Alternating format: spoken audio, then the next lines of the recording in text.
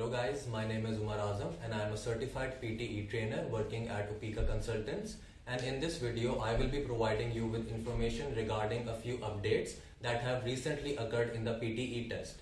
So previously PTE का जो test था वो entirely artificial intelligence की बेसिस पर स्कोर किया जाता था, which means कि आपके जितने भी responses थे, specifically आपके speaking and writing section के responses, उनको artificial intelligence ही check करती थी.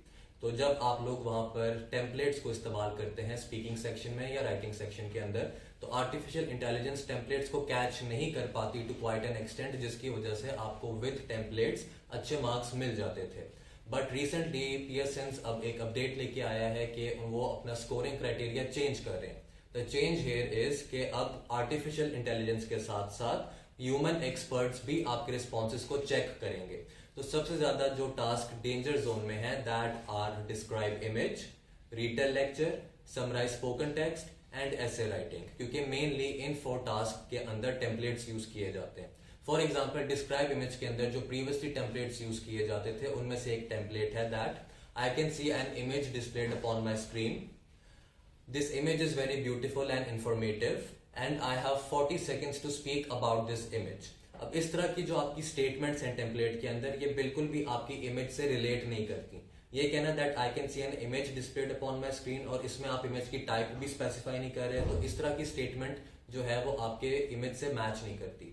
Then saying that I have 40 seconds to explain this image, ये बेसिकली आपके टास्क के इंस्ट्रक्शंस है, ना कि इमेज को डिस्क्राइब करना. Then saying that this image is very informative और ब्यूटीफुल, अगेन ये एक बहुत जनरल स्टेटमेंट है, आपकी इमेज से पर्टिकुलरली ज्यादा रिलेट नहीं करती. और saying that I can see several colors and numbers given, again this is a very generic and general statement जो आपकी इमेज से रिलेट नहीं करती. So previously using these templates and statements आपको मार्क्स मिल जाते थे, but if now you will use such templates तो artificial intelligence तो आपको मार्क्स दे देगी, but जब आपका रिस्पॉन्स किसी ह्यूमन एक्सपर्ट के थ्रू चेक किया जाएगा, the human expert will immediately catch के यहाँ पर टेम्पलेट यूज किया गया है और वो फिर आपको उस टास्क के लिए मार्क्स नहीं देगा. So the best strategy to attempt such tasks जिनमें templates यूज होते हैं, namely describe image, retell lecture, summarize spoken text and essay writing, the best strategy here is कि आपने जो भी response convey करना है, whether it is from the speaking section or for the writing section, आपको उसके अंदर template के साथ साथ at least 50% content अपने पास से डालना चाहिए. If your response consists of 50% template and 50% self speaking or self writing, तो आप एक अच्छा स्कोर यहाँ पर सिक्योर कर सकते हैं.